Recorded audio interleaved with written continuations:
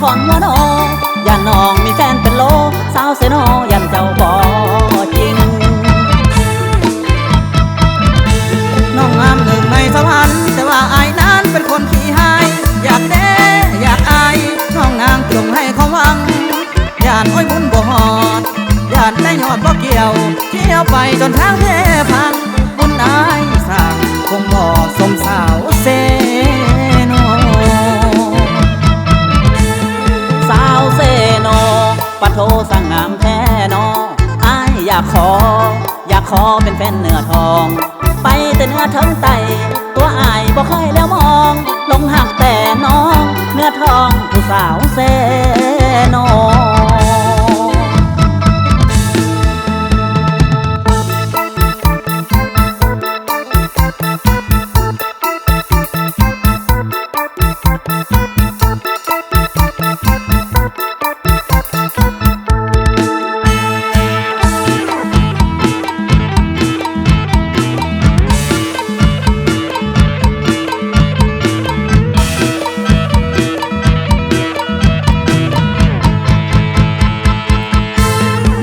หนึ่งในสวรรค์แต่ว่าอายนั้นเป็นคนขี้หายอยากเด้อยากอายน้องนางจงให้ความหวังย่านอ้อยมุนบ่หอดย่านได้ยอดบ่เกี่ยวเที่ยวไปจนทางเทพังบุญอายสร้างคงบ่สมสาวเซโนสาวเซโนปะโทสั่งงามแท้นออายอยากขอเป็นแฟนเนื้อทองไปแต่เนื้อทั้งไตตัวอายบ่เคยแล้วมองลงหักแต่น้องเนื้อทองผู้สาวเซโน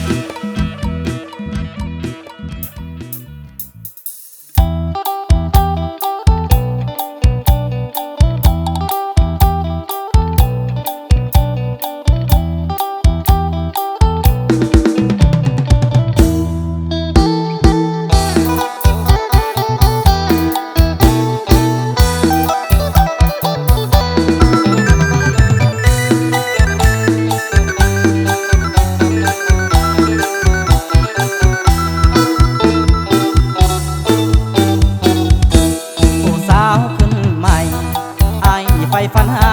เพียงพบศพตาภาวะจนจะขาดใจแนมเบิ่งสายตายิ้มมาข่าวใดสาวกำลังใหญ่ไปแห้งเหลือเกินผู้สาวขึ้นใหม่ถึกใจยิ่งนักอยากเอ่ยคำทักกลัวน้องจะมองเมินพบสาวสับน้อยเข้าโดยบังเอิญยันเดยันเป็นสู่เพิ่นแท่นอเนื้อก่อนได้โปรดยิ้มเถิดทูลหัวอย่าลงเมามัวมักสาวสำน้อย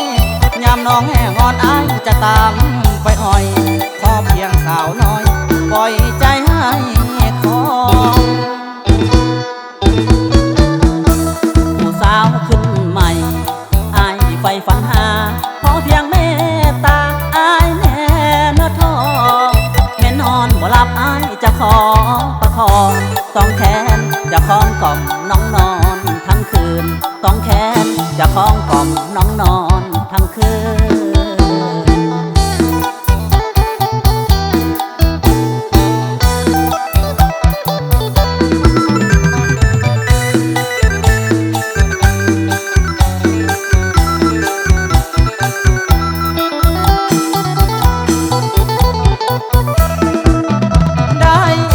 ด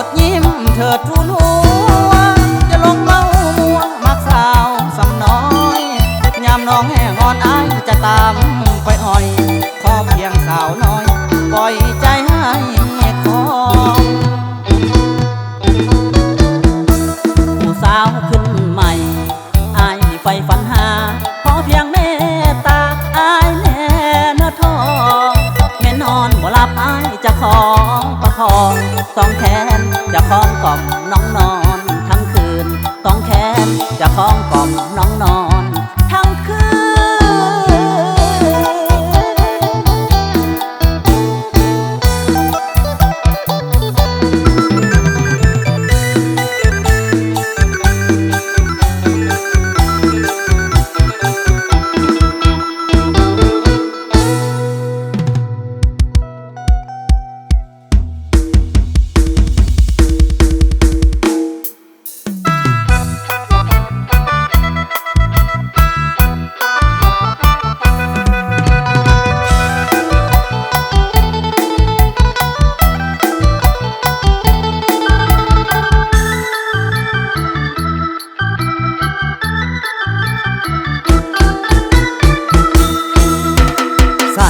กระโปรงบางๆจ้องมองขานางอัดลาดบาดใจผู้สายแสนงามบาดใจละแท้เด้คนงามอยากได้น้องนงลามให้มันสมใจสายนุ่งกระโปรงสั้นๆพอเห็นกันใจสั่นอดบ่ไหวผู้สายสตรีละเหมือนน้ำมันกับไฟผู้ชายสตรีละเหมือนน้ำมันกับไฟเห็นแล้วอดบ่ไหวอยากได้น้องคนงามโอ้สาใจอายอยากตายเป็นแค่สารวันไปกัดเท้ามันแจ่มจังยามน้องลงอาบน้ำคิดไปคิดมาอยากได้น้องคนงามคิดไปคิดมาอยากได้น้องคนงามอยากกอดน้องนงลามสมใจสายนุ่งกระโปรงสั้นๆทั้งหัวบานมันเตะบานลูกกระตาทั้งอวบทั้งขาวสูงยาวมันเข้าท่าทั้งอวบทั้งขาวสูงยาวมันเข้าท่ายามน้องโซแข้งขามาใส่กระโปรงสั้นๆ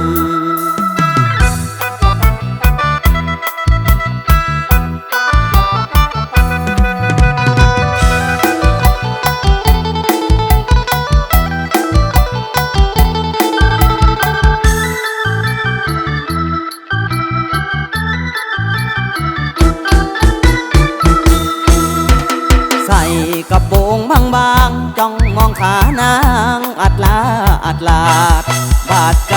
ผู้สายแสนงามบาดใจละแท้เด้คนงามอยากได้น้องนงลามให้มันสมใจสายนุ่งกระโปรงสั้นๆพอเห็นกันใจสั่นอดบ่ไหวผู้สายสตรีละเหมือนน้ำมันกับไฟผู้ชายสตรีละเหมือนน้ำมันกับไฟเห็นแล้วอดบ่ไหวอยากได้น้องคนงามโอ้สาใจอายอยากตายเป็นแค่สารวันไปกัดเท้ามันแจ่มจังยามน้องลงอาบน้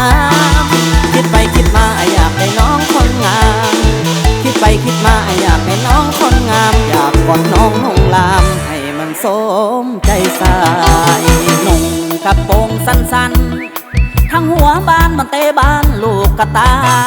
ทั้งอวบทั้งขาวสูงยาวมันเข้าท่าทั้งอวบทั้งขาวสูงยาวมันเข้าท่ายามน้องโซแข้งขามาใส่กระโปรงสั้นๆ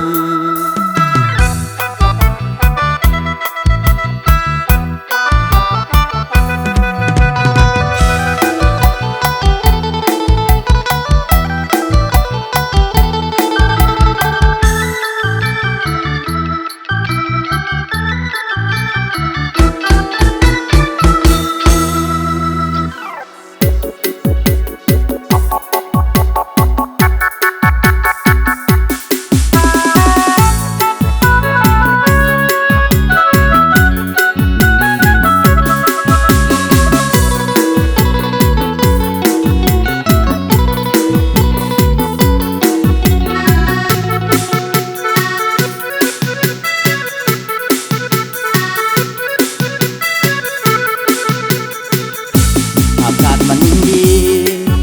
มื้อนี้ไอ้ขอตั้งวงจกเบิ่งในทงโครงการคนละ2 แก้วเอาหันได้ดีแคมหน้าโน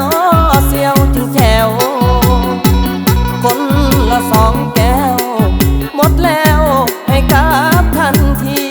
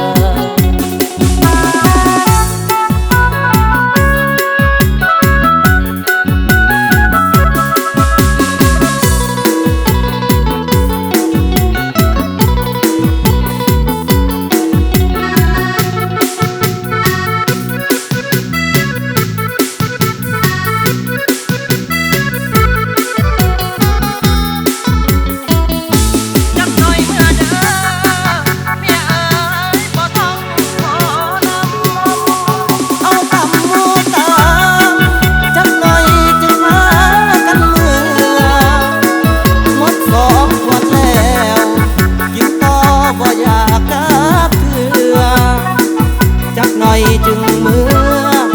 สบายเข้าใจบ่อันก็ว่าละเด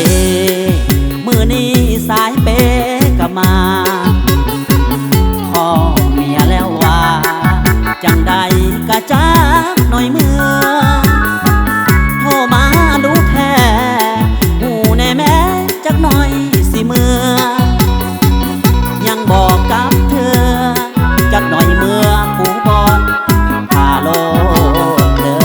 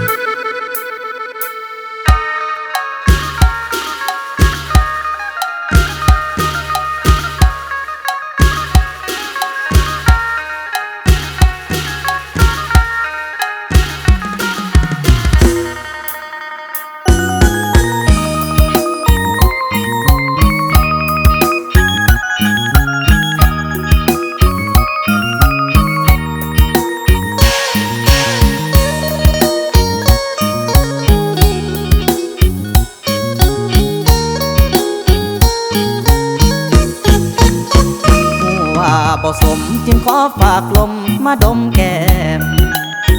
เมื่อยหลักจอบแนมจึงฝากลมดมแก้มก็พอน้องเป็นคนงามส่วนไอ้ดำคือต่อเพิ่นบ่หลายแถมบ่รอเลยบอกกล้าขอเป็นแฟนมาน้องกินข้าวกับหยังสังมางามแค่น้องลาลูกสาวไผวังงามถึงตาพาใจลุ่มลงแนวแซบแนวนัวคงจะรวมในตัวอานงไทยลำลำคิ้วคงจึงขอส่งลมไปดมแก้มแทนหอมเบิกสายสิย้ายมาหอมเรื่องความหอมให้มันทั่วหอมแก้มทุนหัวหอมให้แน่น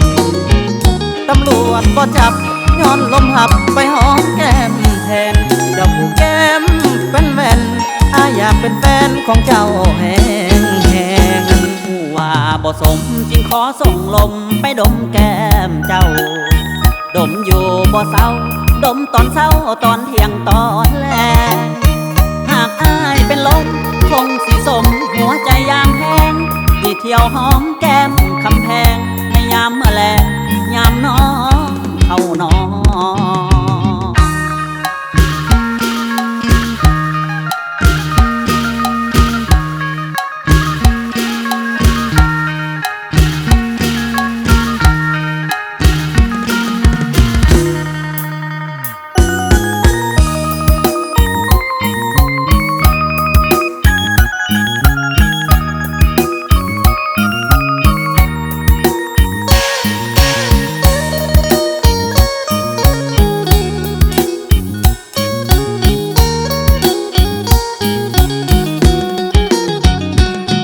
เบิกสายสิย้ายมาหอมเรื่องควา